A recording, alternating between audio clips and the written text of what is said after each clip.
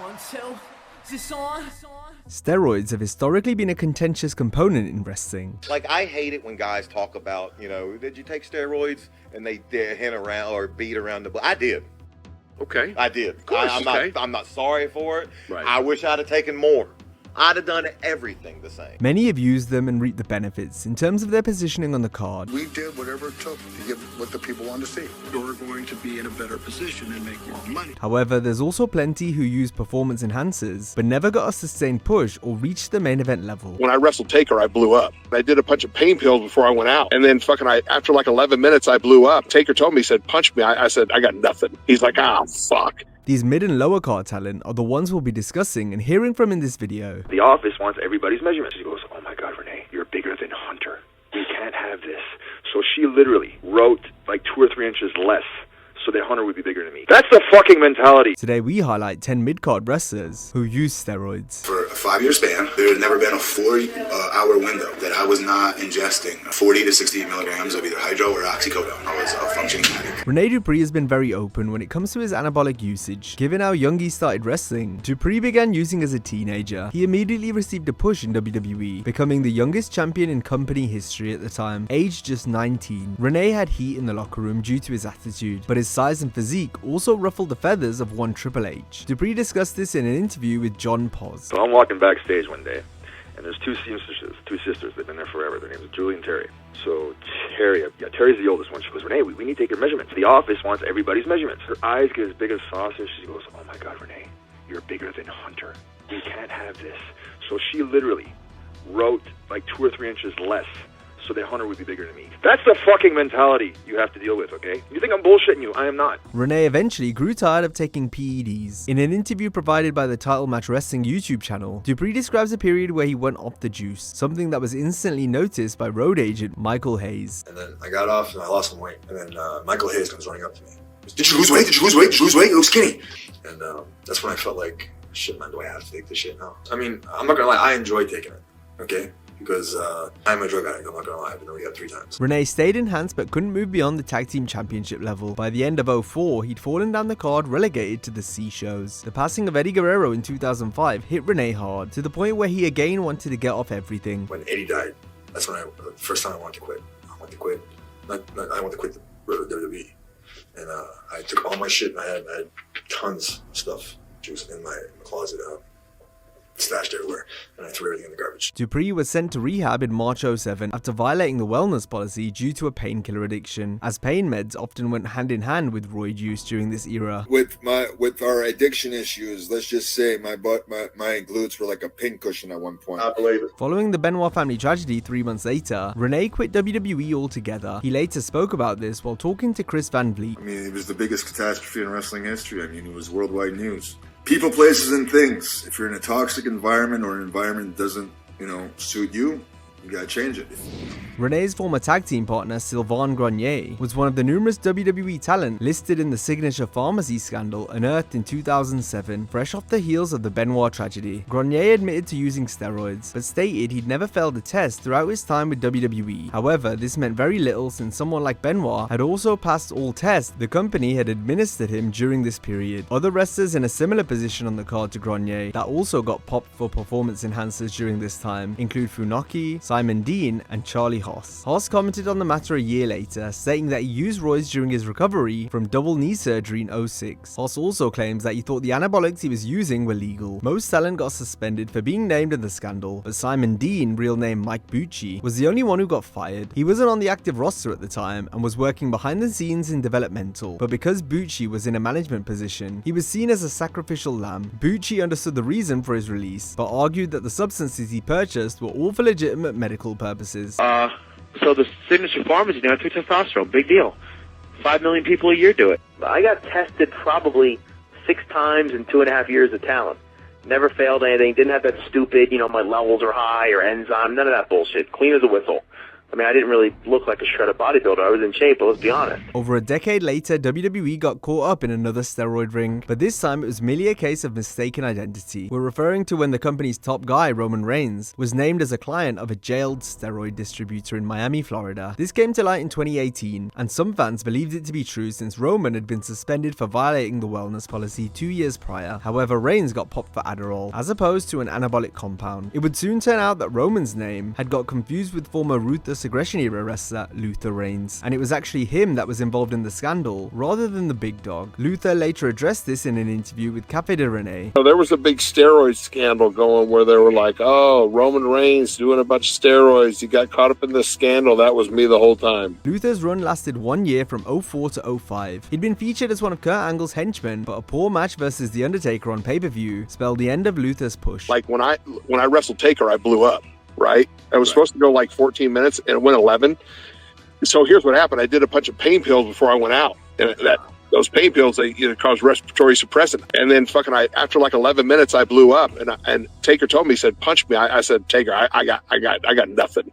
He's like, ah, fuck. He left the company shortly after. Upon suffering a stroke in 2009, Reigns got clean, though he admitted to using steroids as far back as his college days. Then when he joined WWE, painkillers became an issue too. Luther said he felt pressure to get bigger and bigger, and was even told this by his peers. Matt Morgan was another Ruthless Aggression era big man. Matt had a few stop-and-start runs during his 3-year stint with WWE. He originally starred in Tough Enough, looking quite different to how he'd appear on SmackDown in late 2003. Morgan lost body fat and put on lean muscle, but his initial spell on the main roster was brief, lasting just 3 months. Whilst in developmental, Matt had spoken with Jim Ross, who visited OVW and told Morgan to get off the gas. I remember Jim Ross came down to OVW and told me that I don't look like an athlete anymore. I was like, what do you mean? He was like, whatever you're doing, kid, I don't know. And we weren't being drug tested back at this point for steroids. I remember Mr. Jim Ross saying to me, he's like, I don't know what you're doing, but you look fine the way you were before. Whatever you're doing, stop. Matt returned to SmackDown in April 2005, but again he was only around for 3 months. Morgan wasn't on anything by the time he debuted for TNA in 07. However, he had to overcome a severe painkiller addiction after leaving WWE. Matt says he was high on pain meds for the entirety of his run with the Federation, having overdosed 7 times before getting clean. For a 5-year span, okay, there had never been a 4-hour window within those 5 years that I was not ingesting, chewing 40 to 60 milligrams of either hydro or oxycodone.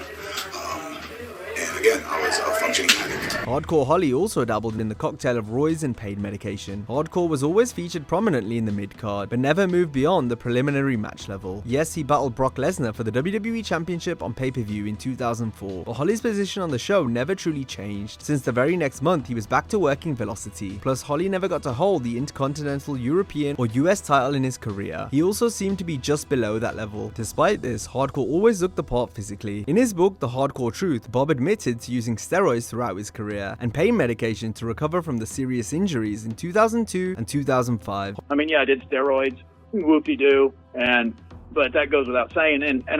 But as far as when I broke my neck, I think that was the heaviest I've got into anything as far as that you shouldn't be doing. Holly said he then got clean once the wellness policy came into effect, though Bob was critical of the policy, saying how it favored the top stars while mid-carders and underneath guys couldn't get away with anything. Holly noted that veterans like The Undertaker and Ric Flair flat out refused to be tested. Bob also mentioned how talent like Chris Masters shrunk considerably and lost his push, while certain main eventers remained the same size, never facing any consequences. A much lighter Chris Masters had returned in 2006. Weighing in at 275 pounds, weighing in at 260 pounds. And one of the first people to greet him was the Cerebral Assassin. You know, as a matter of fact, I was thinking about writing a book on nutrition. What are you going to call it? How to lose 50 pounds in 4 weeks?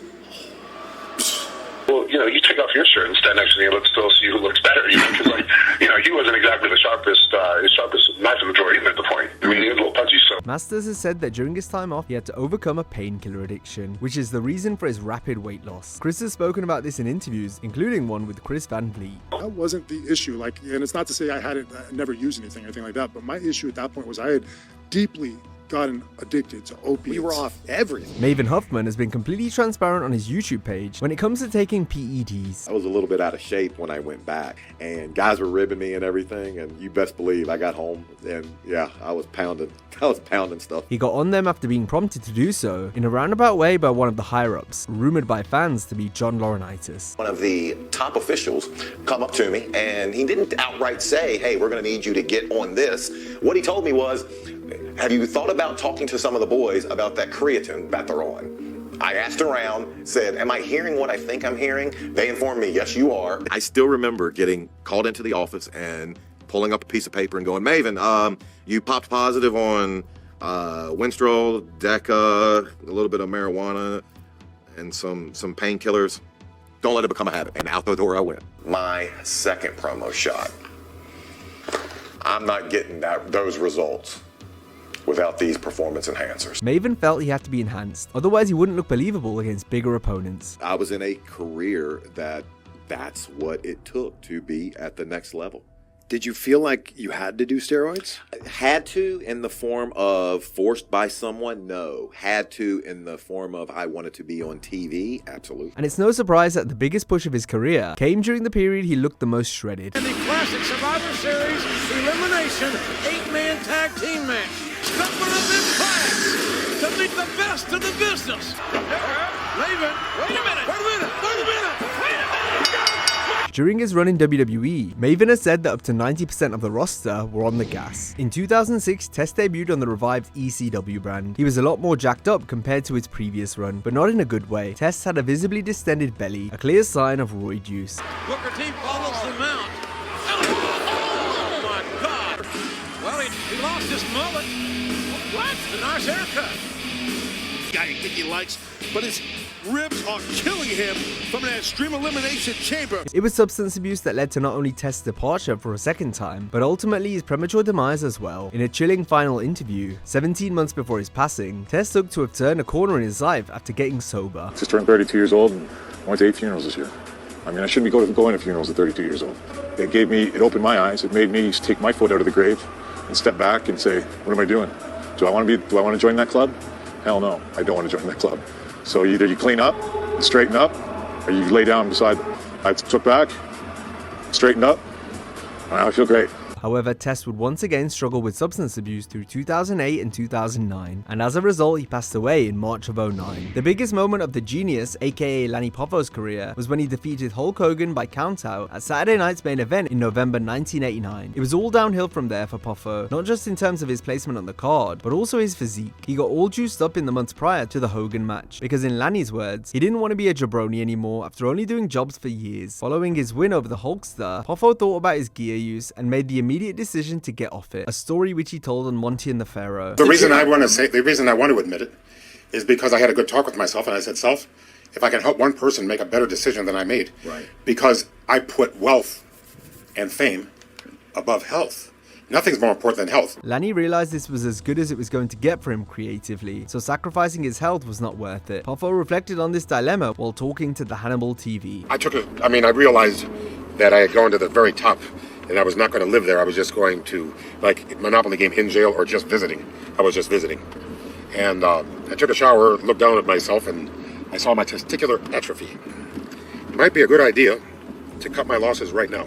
And I pulled out that needle, and within 2 months, my muscles were all gone. So far, we've only included those who admitted or were proven to be on steroids. But for this last entry, we're taking a look at numerous talent that were in incredible shape and addressed the topic at hand. However, these wrestlers either denied or never outrightly said that they were on anything. Throughout both his runs with WWE, Shawn Stasiak could never move beyond the lower card status. He certainly looked the part, but didn't have the in-ring skills or charisma to go any further. People thought before for Shawn Stasiak, it's Stasiak hasn't confessed to ever being on steroids, but defended their benefits during a web interview in 2007.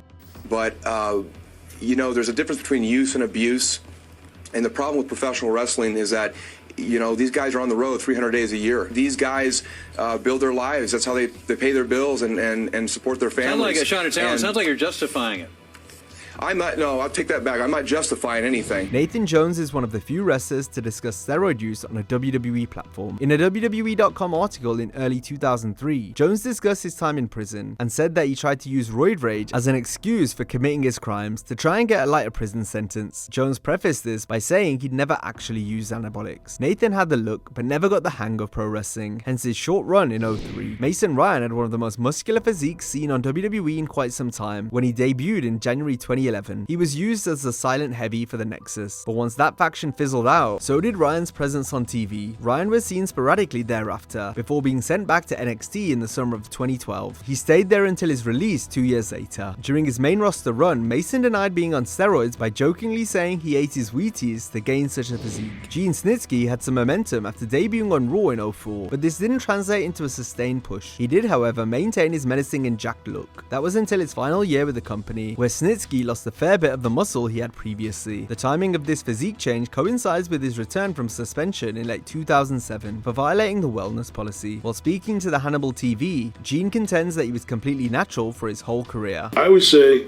it's your body, you choose to put into it what you want. So I don't really have a view on it. I've never touched them, never done anything like that. I was always just a naturally bigger guy. I always got by just on my talent. I never really had to do anything like that. Now, if you enjoyed this video, be sure to check out our similar video on 15 WWE wrestlers who snapped in real interviews. Hope you have a great day, and I'll see you next time.